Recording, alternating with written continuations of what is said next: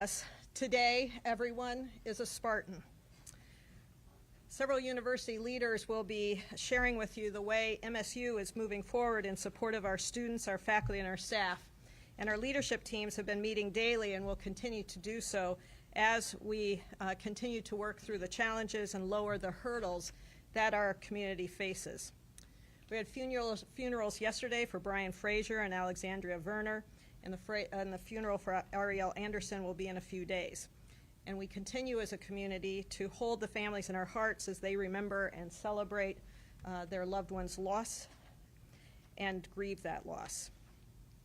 We have 4 students that remain in critical condition and 1 in stable condition.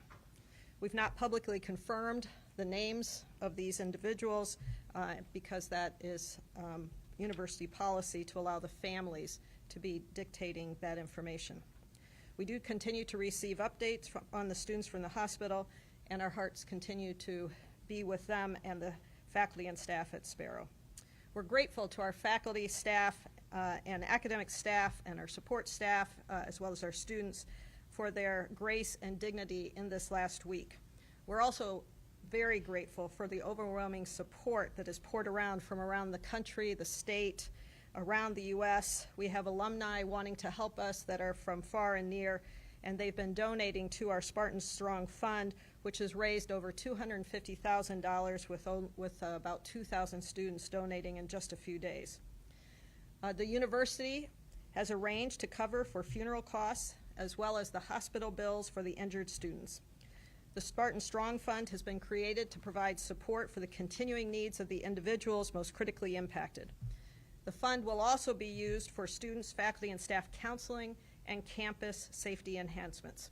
So on behalf of the university, I thank you for the generosity by so many. Speaking of generosity, today is an unbelievable event that's happening across our campus that is organized by one of our graduate students, Emily Dahman. It's called Spartan Sunday. She's organized volunteers to hand out gift cards and food and flowers, and I also saw Tide and blankets, and there are a lot of dogs out there. We are so proud of her and the spirit of our Spartans who are showing care for each other in little and big ways. You'll also hear today about the counseling efforts that have been progressive and the trainings that we have provided to our faculty as they re-engage with our students in the classroom, as well as the thousands of support staff employees who have had critical roles in every corner of the university and are essential to our collective success. Our students and coaches, student athletes and coaches discussed how they might approach their scheduled athletic events, and with courage and empathy, they made the decision to fully engage in several athletic events, including women's and men's basketball yesterday in East Lansing and Ann Arbor, and hockey and other competitions that took place outside of Michigan. In each case, the Spartan community has been embraced by our host solidarity, and that heartfelt humanity is one that we must not just cherish, but we must foster. Our team and our Spartan nation won because we were together and took the next best step in camaraderie as a human team.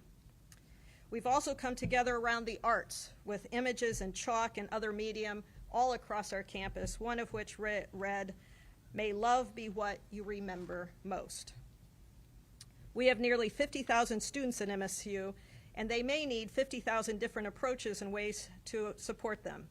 Same is true for our 15,000 faculty and staff. Our campus is here in East Lansing, it's in Grand Rapids, it's in Flint, it's in Detroit, and through Extension and our health sciences, we have practices across, touches across all 83 counties of Michigan. And we have over 500,000 alumni around the world. And for all of us, grief is a profoundly personal thing, and we know that healing will not be swift, so our work must be to enable the academic options, the athletic and club sporting events for teams, gathering for fans, venues for the arts, activities for those who are in our community, and in so doing, we will create a compass point to our true north, even as the individual maps, even as our individuals map out their next best steps. We all share in grief and loss, and we know that we must replace the chaos of last Monday with the possibility for change in our world through compassion for all, collaboration, and educational continuity. I will introduce our interim provost, Thomas Yaitzko, and then hear from the remainder of our speakers. And so I want to just once again, in closing, thank every member of our first responders, our media, our leadership team, our tremendous students, faculty, staff, alumni, our board of trustees, and community members. Everyone continues to work through their own process and is contributing in their own way, whether a good thought sent upward or the delivery of cookies and comfort food to residences and dorms. We're a community that is strong, not as a reaction, but as a statement of purpose and principle. Spartan strong is who we are, and Spartans cry, and Spartans hug, and Spartans' hearts are broken, but not our Spartan will. And we will grieve, and we will mend. And today, we reclaim our campus and our lives on behalf of our Spartan community. Today, everyone is a Spartan.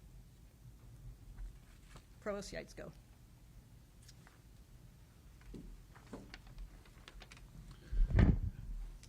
Thank you, Teresa. I'm Thomas Yaitzko. I'm the interim provost and executive vice president for academic affairs.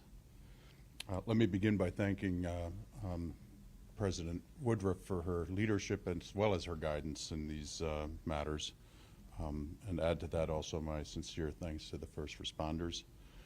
Leadership of faculty and students and academic leadership in the form of the deans, and also especially staff who have come together and helped us in this circumstance.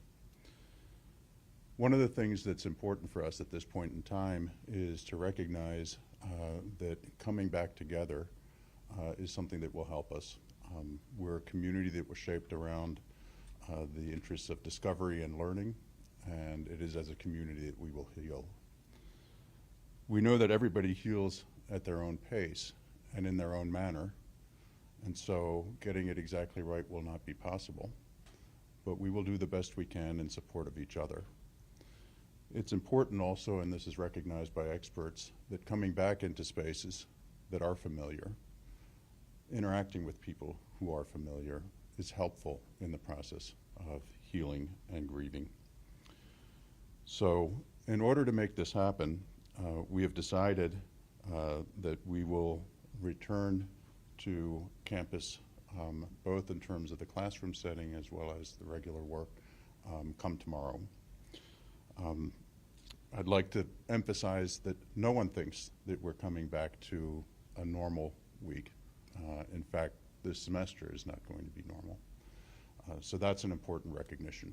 And we've worked with academic leadership, we've worked with faculty leadership, and we've worked with student leadership to try to imagine and envision what will be needed and what might make this return possible and helpful. With respect to instructors, we've made it clear, and this was also again with their input, that what was our syllabus coming into this term is not what is going to be the syllabus coming out of it. And it should actually take an active step and recognition to take a step back to see this semester is not what anyone could have ever imagined, and to reassess what are the learning outcomes of individual courses. So what are the assignments for this week? In particular, we have asked that there be no heavy lifts. There be no attempts at making up for lost time or scrambling and doubling down for the rest of the semester. And I believe that instructors hear that and appreciate that, and it is exactly also what instructors wanted to make sure would be the understanding of what it means to come back to campus and re-engage again. So instructors have the flexibility of making these adjustments. We've asked them to extend grace, sympathy, and empathy to their students. And we also have to recognize that our faculty are profoundly affected by this. It is not easy for our faculty members either to just say, well, let's just come back. But for knowing that when you come back, you are coming back into a community. It's a community that's been shattered, and all of us have these feelings. All of us are grieving. All of us are standing by one another. We trust our instructors to make the professional decisions that they have to in this context in order to work in a manner that they can work and that they can work with students. With students, and we've also talked extensively with students about their needs, their fears, their hopes, their desire for healing. It's important that students also recognize that they will be healing in different manners, they're grieving in different manners. The timelines in which you can process some of these things are different for everyone. And things also go in cycles. You might be at a different phase or stage from the person sitting next to you. And so students also must extend themselves some grace and empathy, must adjust their expectations of what they think they might get out of the semester. We hope that students will be able to manage. We hope that they come into the community, that they rely on each other, that they rely on faculty, that they also rely on our staff, all of whom are members of this community. There are many individual student accommodations that we hope will be available, and we'll need to sort through that and see what exactly where we are and how we move forward. Some of the specific accommodations that we've been able to do centrally are that the credit, no credit option for courses will be extended through the end of the semester and will be expanded to include all undergraduate classes. I don't want any student to have to make a decision now or under any deadline, but let the semester play out, come back, try to heal, and then make that academic decision of whether the course should be credit or no credit or a regular graded course at the end of the semester. For extenuating circumstances where students really struggle and they are not able to make it, we have advisors ready to work with them to find what is the best path and what does that entail. Similarly, for extending circumstances for faculty, we make sure that they can work with their department chairs or school directors as well as their deans in support of finding what they need. There's a lot of resources available on campus, some of which will be talked about a little bit more. I'm exceptionally proud of how many resources we've been able to put together of very high quality and the dedication of all the staff and people involved in these spaces.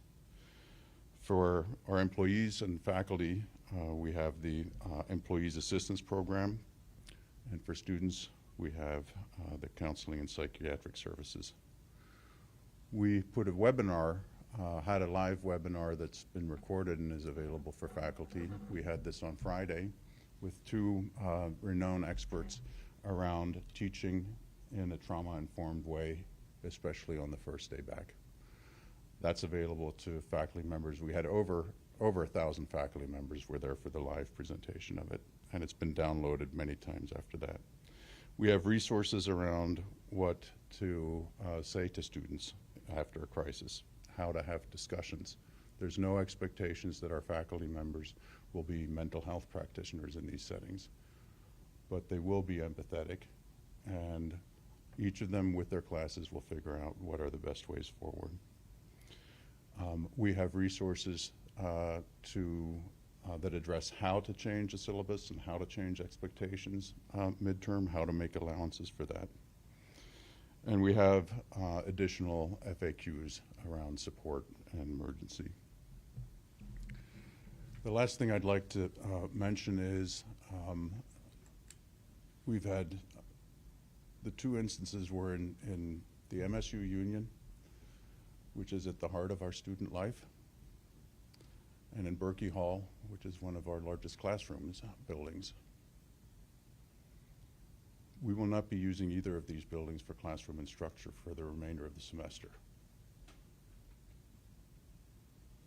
Our staff have managed to move all of the classes, well over 300, into other spaces across campus. Classrooms where we could find them, and lunchrooms, seminar rooms, and other spaces where we needed them.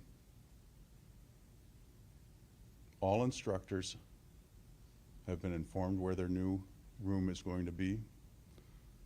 They've shared that with their students, and we've also reached out to students directly so that they know where they can go, so that they come together for us again to be a community that is around discovery and learning and now also healing. With that, I'd like to introduce you to Senior Vice President Vinnie Gore.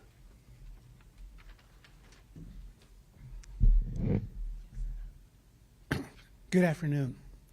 My name is Vinnie Gore. I serve the university as the Senior Vice President for Student Life and Engagement.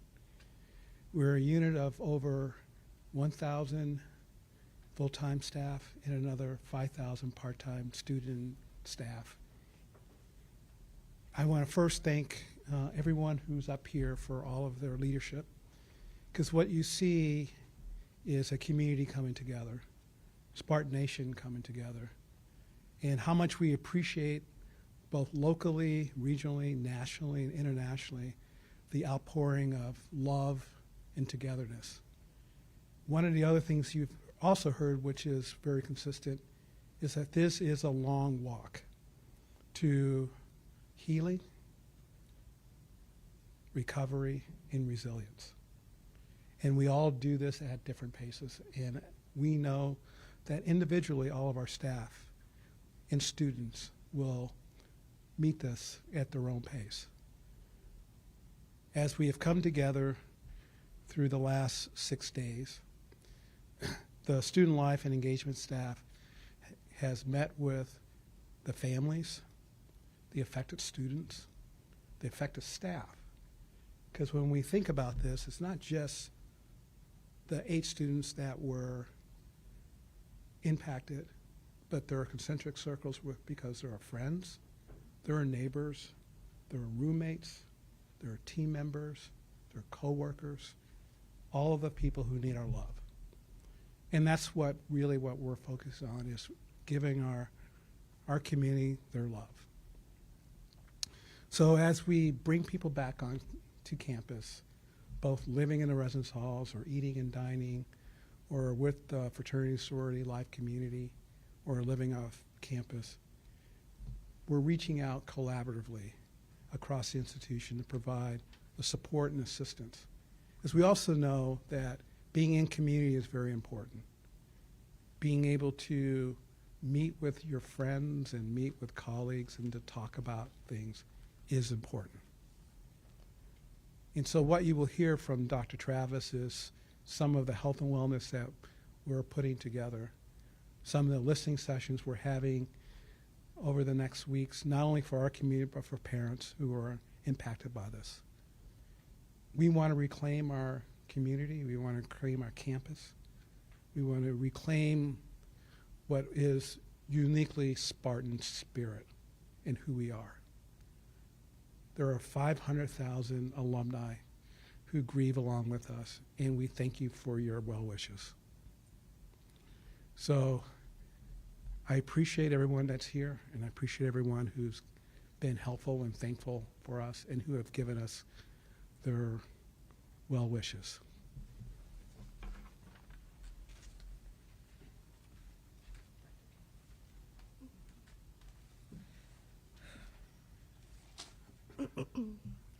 Hi, everyone.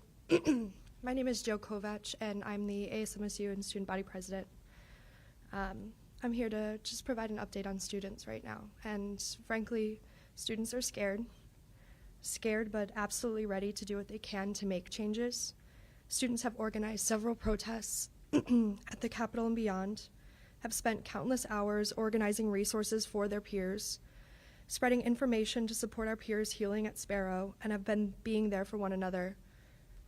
On campus, many students are ready to be back with their MSU community, back with people who have this shared experience and who understand. However, students desperately need flexibility, empathy, and options coming back to campus. Not every student is going to process or grieve the same, and they deserve as many options as possible. We are thankful for the Provost's office for working with students to enable the credit, no credit options for all classes for students.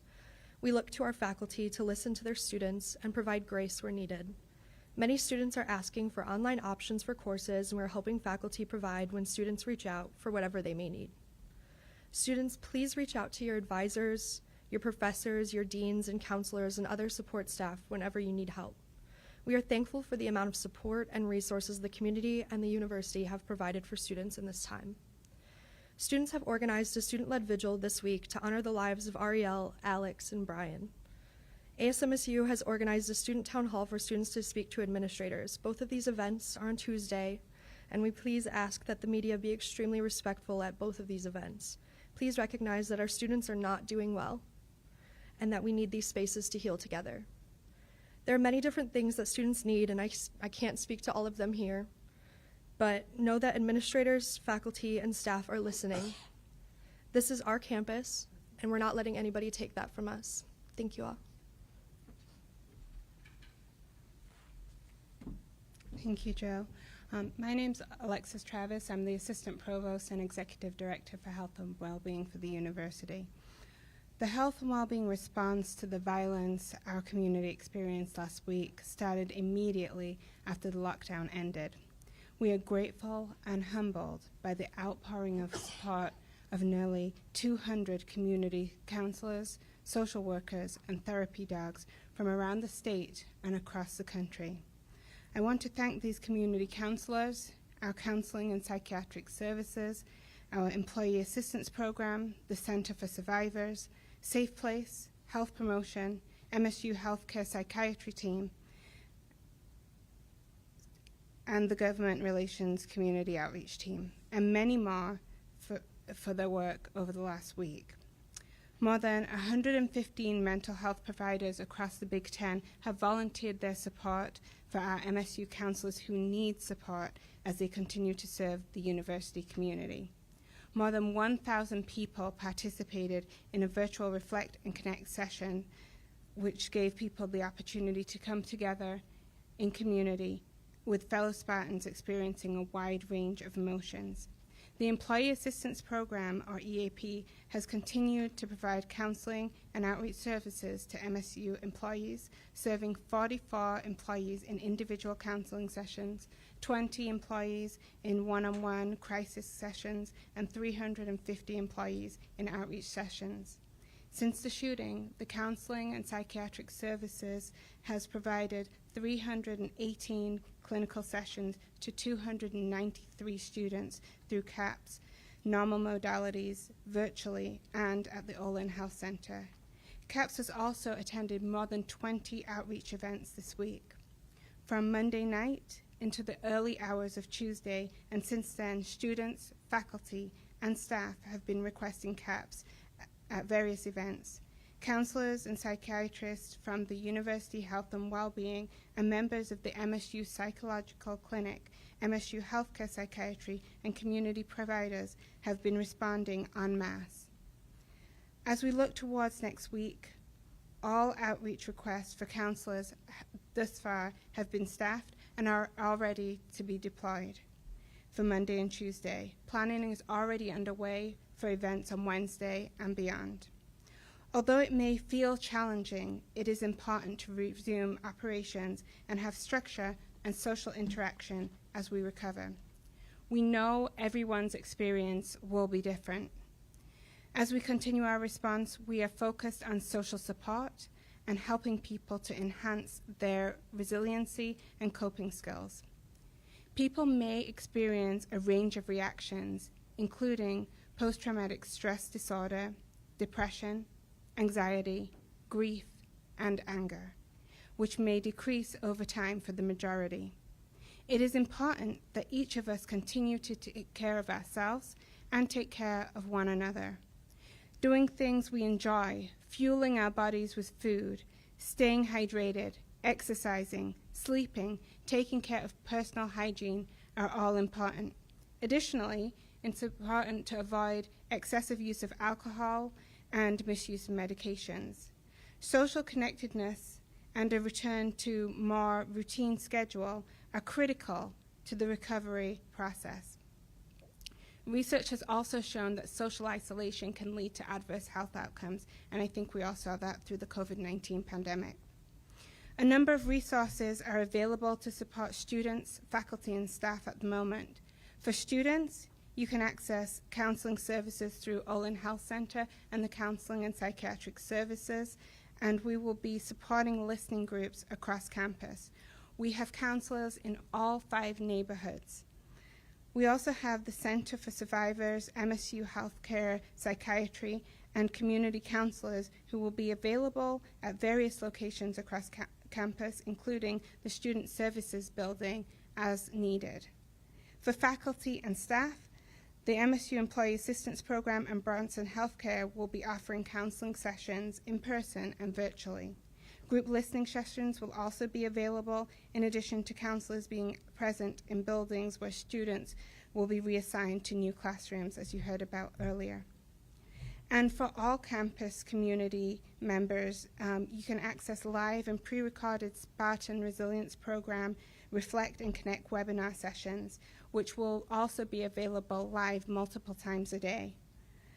Community members can also access the Thriving Campus website to access local and virtual counseling options. And for parents and the broader community, you can go to the Hannah Community Center, which will remain open from 2 till 6 p.m. from Monday to Thursday for additional counseling services. Additional resources for parents will be announced soon. For more information about resources, visit go.msu.edu/crisis support. Lastly, I want to reiterate that this is a long-term recovery. We encourage students, faculty, and staff to reach out to us for services in the coming weeks, months, and even years. We are here to listen and to provide support. We are all Spartans, and we will recover together. Now pass over to Dr. Melissa Wu.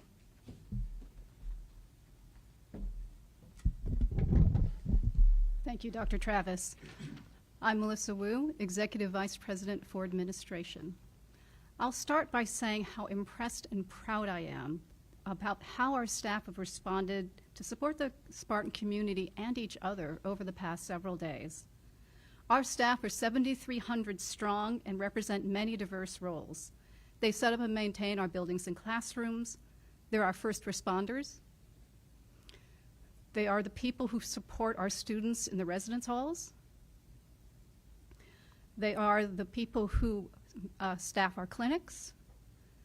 They are people who make sure that our technology continues to work, and many, many other roles that are critical to keep our university running. Since Tuesday, our teams have been on campus assessing what needs to be ready for the return of our students and resuming classes tomorrow. From classroom technology to the appropriate amount of classroom seating, the relocated classrooms are ready. However, as Interim Provost Yaitsko mentioned, we've utilized every space we possibly can. So we are asking for grace for our instructors who may be teaching in unfamiliar classrooms with unfamiliar equipment.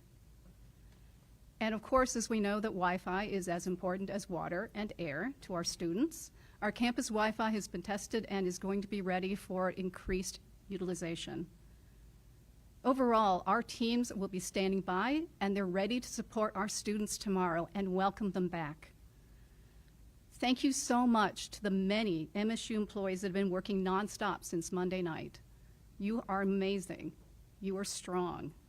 You've put a great deal of work in support of operations that are absolutely critical to ensuring that our students and community are supported. We're all committed to providing the flexibility and accommodation needed for the well-being of all students, staff, and faculty. So please, please take advantage of the services available to MSU employees, such as what Dr. Travis mentioned, the Employee Assistance Program, as well as the numerous resources offered through the Work Life Office and the Human Resources Department. To our staff, take care of yourselves and others. Remember, our community is our strength. You'll be hearing next from my wonderful colleague, Dr. Norman Beauchamp.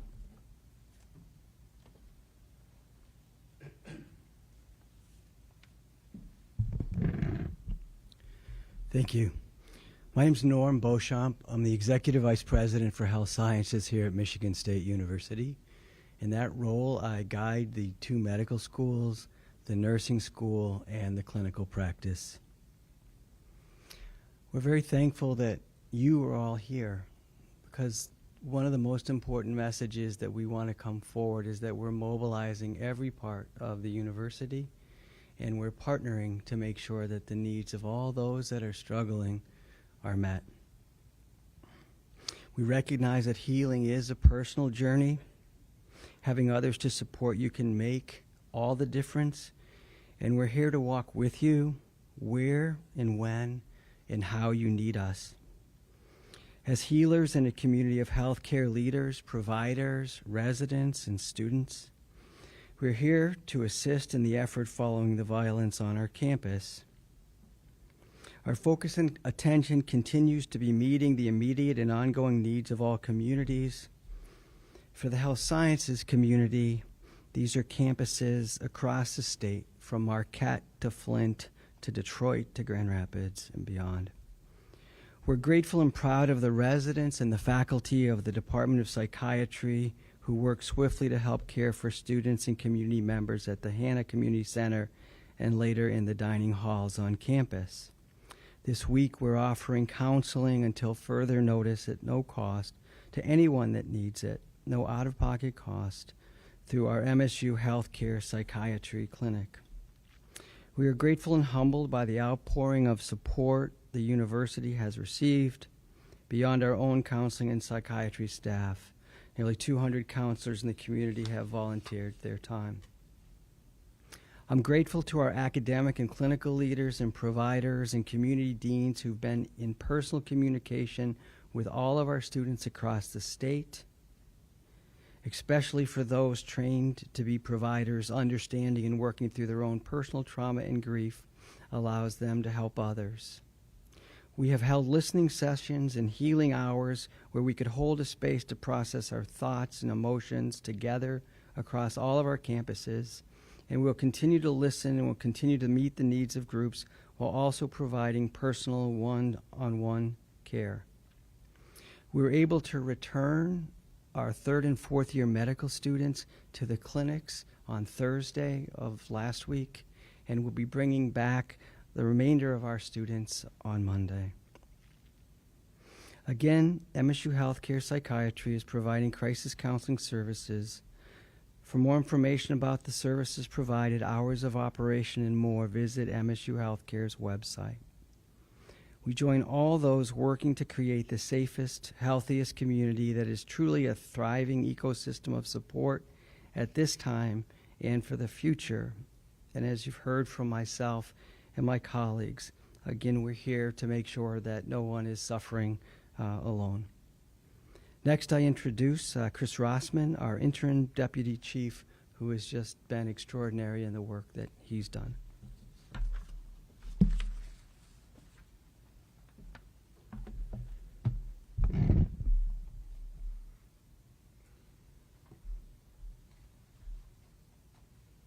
I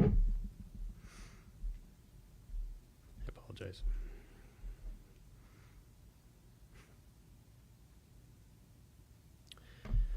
Good afternoon, everybody. My name is Chris Rosman. I'm the interim deputy chief of MSU Police and Public Safety. The violence that we experienced this week is hard to describe with words, and the impact will last a very long time. We have been, from the beginning, committed to sharing accurate information, timely information, transparent information. In the interest of sharing accurate information, I do want to point out that the incident that we experienced this week was isolated, and it only involved one individual who is no longer a threat to campus. Our department stands strong and prepared to protect our campus and ensure the absolute safety of all of our students, faculty, and staff, not only this week, but into the future. We have a robust and comprehensive safety and security system in place, and parts of that have been evident this week as we navigated both the initial response and the post-response. We know that there's always room to improve, and we have already begun conversations looking at comprehensive, long-term solutions to further improve safety on campus. There are many things that we are considering, and that includes building ingress, egress, access control, doors, physical security, just to name a few. But we want to make sure that anything we consider is appropriately vetted and considered and focuses on long-term comprehensive solutions and not just short-term solutions. We are all starting to heal. MSU Police and Public Safety will be part of that healing process. Our officers that responded, our officers that were involved were present at the vigil on Wednesday, and it was so moving to so many of our officers to be able to attend and grieve and start to heal with our community. I do want to reiterate that MSU Police and Public Safety and our local, county, state, and federal partners will be available now and in the future. Our department is available anytime, 24/7, and I encourage anybody in our community to contact us by calling 911 or our non-emergency numbers if you need any type of police or law enforcement response. Please do not hesitate. If something is wrong, if something feels wrong, if something just doesn't feel safe, please call us. As always, we have officers ready to respond. We respond quickly, as was evidenced on Monday, and we are well prepared to handle any incident that may come our way. So in closing, we stand together with our community.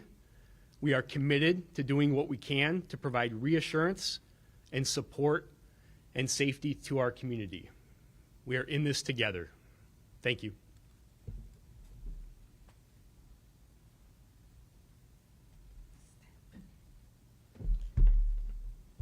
Thank you, Deputy Chief Rosman. I'd like to thank you for your leadership this past week in helping with the community and media updates on the investigation and the ongoing safety concerns. Transparency is a core leadership value for this board, and we've been pleased with the open communication provided by law enforcement and the administration.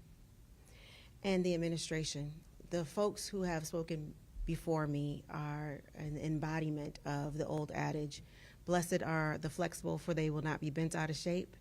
They have led with a dignity and a poise and a thoughtful decision-making process that should be commended and will be commended by the board. As many have said today, we're doing our best. Please know we're doing our best. We'll make many mistakes. Most of us have not been in this situation before. We do have one person, Christina Brogdon, Dr. Christina Brogdon, who was also at Virginia Tech when they had the same kind of tragedy befall their community. And so she's been given a lot of guidance. I'm appreciative of her, but we're really going through this together, hand in hand. And so for the next weeks and months ahead, please give us grace. We know this won't be easy. We promise to lead with grace and empathy and to take care of our Spartan community together. We continue to support the families of those who lost their lives and those students, families, doctors, and nurses who are at Sparrow working for their recovery of the students who were wounded. We honor and serve our campus community. We honor you. We honor you. You have shown up in ways that are remarkably helpful, thoughtful, and potent. Today's events are, I think, a needed balm for students as they come together and help each other to return collectively to campus. As Joe mentioned earlier, people grieve and react to trauma in different ways. We need to be flexible. Some will be in shock, others will be angry, disillusioned. What's needed for all our students and our employees, alumni, and those connected with them is consistent, caring support for one another. This will be true in our return to classes, labs, events, and all other settings the Spartan experience is actualized. So I want to give a special thanks to Dr. Stephanie Anthony and Dr. Karen Kelly Blake and Dr. Katie Birdsall for their leadership.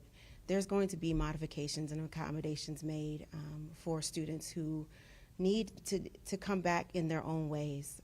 There is no right way, there is no one way, and the diversity of needs on our campus has actually been the strength of MSU and will continue to be attended to as we go back to campus. And I appreciate the leadership of the Academic Governance Committee and Dr. Yaitzko in making sure that every Spartan is made to feel like they are welcomed on their own time and their own pace, on their own terms. I want to also specifically thank those who reached out to me about my daughter and reached out to my daughter to make sure that she's okay. Old mentors have come to lend support to her. I just appreciate you wrapping your arms around her. I don't know. A lot of reporters have called to ask if she'll go back to class. I don't know what she'll do.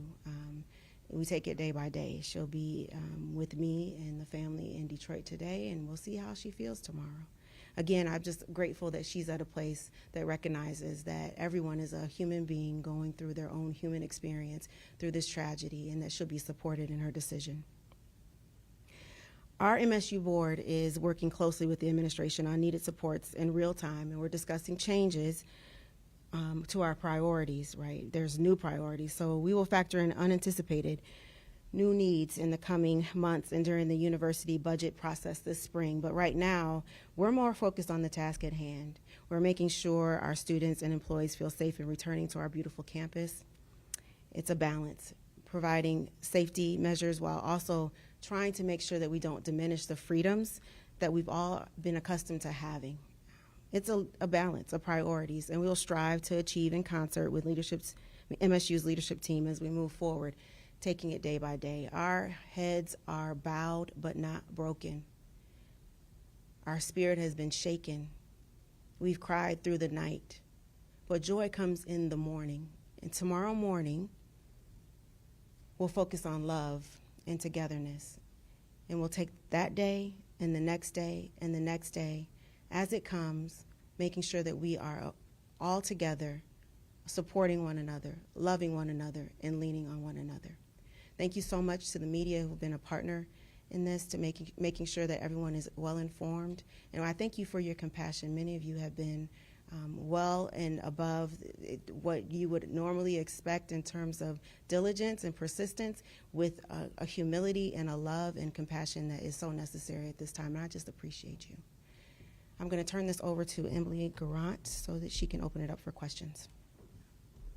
I'm going to stand over here, actually, but I'm going to help facilitate questions, and we'll have the folks go to the podium then to do the answers. So do we have any? We'll start right here. If you could identify yourself, please. Yeah, PJ Pfeiffer, the State News. So it's being recommended that professors grant accommodations to students syllabus-wise, but we hear a lot of students that do not feel safe to go into classrooms. Are professors being at all asked to provide hybrid options or attendance leniency for students who don't feel safe being in person? Yeah, thanks for that question. So the syllabus the syllabus accommodations are around things like deadlines, midterm exams, learning outcomes, and these type of things. The accommodations you're talking about right now are also available. On a case-by-case basis, individuals should be reaching out to their instructors. Some courses lend themselves to that type of option, some do not. And so it'll all depend on these instances. But all faculty have been asked and instructed to make sure that they will engage with their students around these type of questions, and that they engage in a manner that is empathetic and appropriate for the circumstances.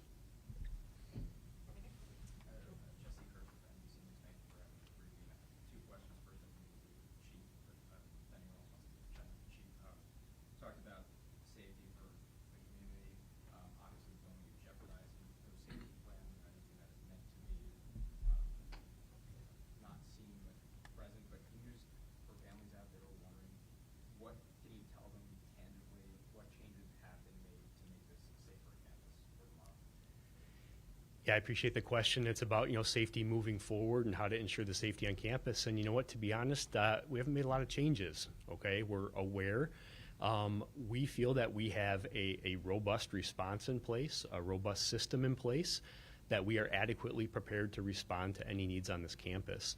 Now, with that being said, there may be an increased visible presence on campus this week of law enforcement, with some of our partners as well, providing an extra visible presence because we have listened to our community and we know that some people just want to see extra police as well. So we will have that on campus. But there are so many things that go on every day, like you pointed out, that are both seen and unseen that we do to protect this campus. And all I can do is to look the students, to look the parents in the eye and tell them and to reassure them that we are absolutely committed to ensuring the overall safety on this campus now and in the future. And we will, if we need to change, we will change. But we have a very good system in place right now, and we'll continue to move forward. And then investigative question for you. So we spoke with an assistant professor, Mark Rodeo, from the University of Texas, who was teaching in Berkeley Hall. 7 8 students shot, including Alexandria Berner and Ariel Anderson. Wondering if you could confirm that. And then off of that, from one of the funeral services, it sounded like Brian was working. The bit about the classroom is true that he was in the student union. Can you tell us where he was working in that space?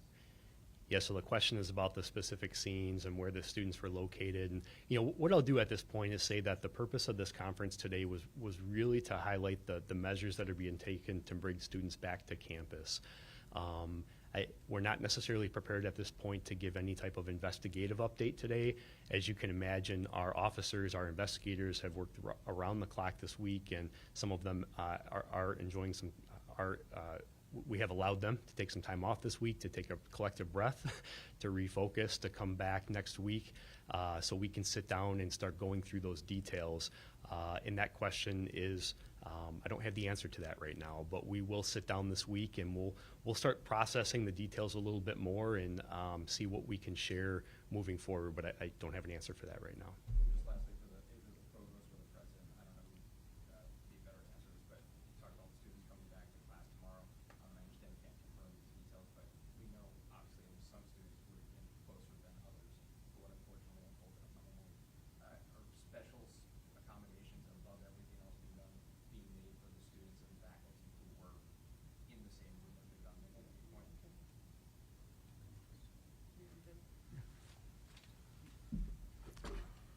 The short answer on that is yes. We've identified all of the students that were directly impacted. We also know which ones were more largely impacted because of the areas they were in, the proximity.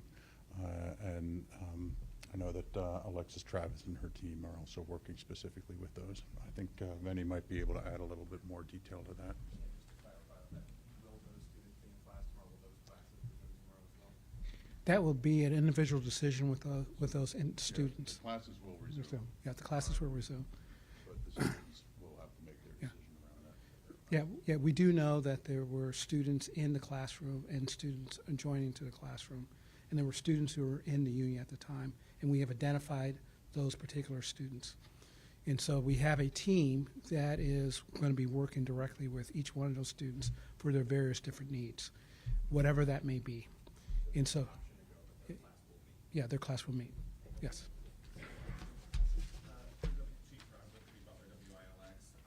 You had the plan for the camera someplace after Brandon Sancho witnessing the camera that would have seen him wasn't working on trying to get that, like the screening of it in place. Has that timeline moved up after this incident in case there's another one in a couple of years?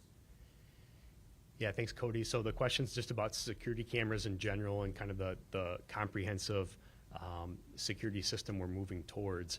And that is still in progress. What I will point out is we currently have thousands of cameras on campus that are currently operational. The change that you are speaking to, that we've been talking about for a while now, is those cameras becoming more integrated into a comprehensive security system that integrates access control and cameras together. So it's more on the back end. It's more how those feeds are pulled together and how that system is utilized. So that remains in progress. There's external consultants, there's contractors, and we are actively moving forward with that process, I'll say, to enhance our current system. but all of the cameras that we have in place are operational. We evidenced that on Monday with one of those cameras capturing the shooter. As we move forward with that process, we will also identify if there are additional locations that could benefit from the installation of additional cameras as well. So that's a separate component as we move forward. But that comprehensive safety and security system it is moving forward at a fast pace, but it's very complex, it's a process, and it's currently in progress. Do you have a timeline on when that will kind of be ready for that everything will be integrated? So I'm not prepared to discuss the timeline on that right now. I know it depends on several factors, the procurement of certain systems and the identification of an integrator to contractor for that whole process. But again, I think it's important to highlight that it's a process. It's moving forward, it's in stages, and it's moving forward as fast as it can at this point. Hi, Crystal Nurse from the Lansing State Journal. In a couple of weeks, there will be spring break. So did university administration, did you at all consider closing school until after spring break? Or like what, help us know like what led into opening campus so soon on Monday opposed to waiting the extra 2 weeks or 3 weeks and it will be?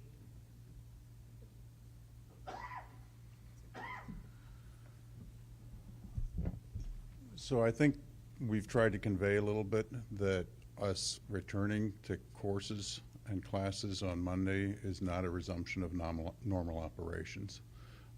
It is a coming together, and it is making adjustments and allowances for that. An alternative of staying closed for 2 weeks would have meant, if you include spring break then, that students would have been away after this in excess of 4 weeks in total. We know through mental health experts, and we know from others who've unfortunately walked in these shows before us, that coming back together as community is a very important thing for the healing of the community for many. There are some who will heal differently and who will feel differently about this, and any decision we make will not be the best for everyone. But we do hope that we have enough flexibility, and one of the most important things is that we have this opportunity to come back together again. So I hope that gives you a little bit of added context.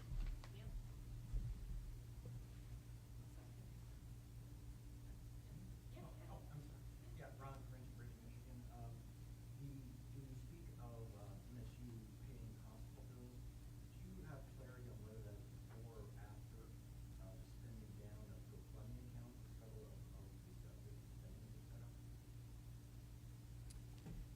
So we're working independently of those GoFundMe accounts. Those are accounts that were put together by family and friends, and so we're working independently of those dollars.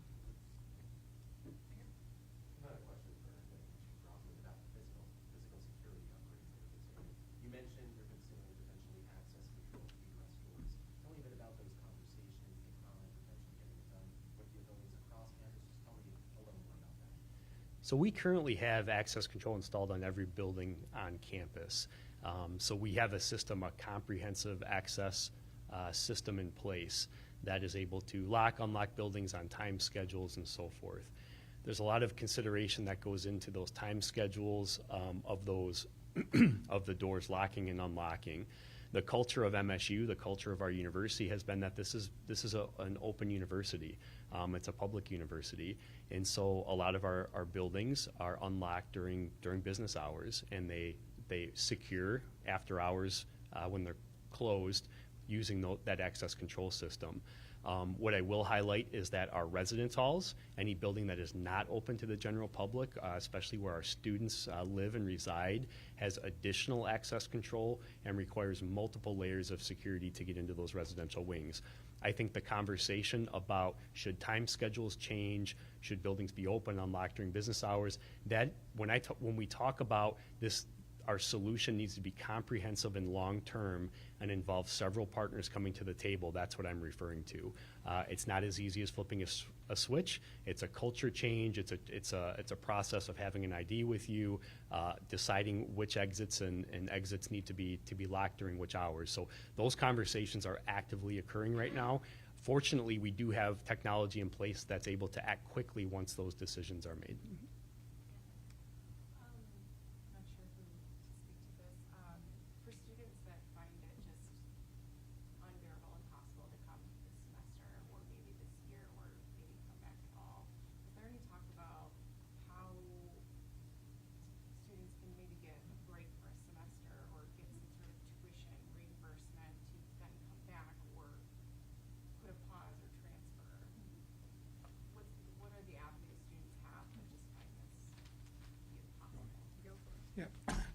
So thank you for that question. Yes, so if students feel that they do not want to come back, they can contact our Office of Student Support and Accountability, and there are mechanisms for them that we will wrap around to make sure that happens in a very easy and caring way.